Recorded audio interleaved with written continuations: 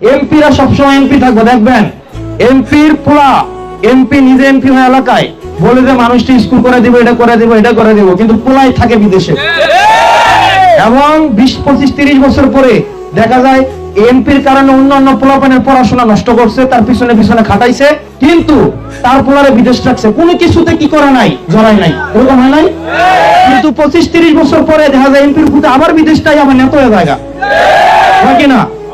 যে পথে খাটে নাই, রাস্তায় জানাই, এমপির পোলা এমপি, আর মাঝখান দিয়ে পোলাইনের জীবনটি নষ্ট হয়, হয় কিনা? আপনি জীবনে দেখছেন কর্মী থেকে ইউনিয়ন থেকে খাটতে খাটতে খাটতে খাটতে এমপি কখনো কইছে তুই যেহেতু আজকে এত বছর রাজনীতি করছস, আমার যেহেতু বয়স শেষ, আবার তোরে আমি এমপি নমিনেশনের জন্য চেষ্টা করবো, কইছে? হয় তার বাইরে আনে, নাইলে তার পুত্রে আনে, নাইলে নিজের বউ থাকলে বউ আনে, নিজের মায়া থাকলে মায়া আনে। আমি এটা সারা বাংলাদেশের পরিস্থিতির কথা কইলাম, হইছে কিনা? হইছে না?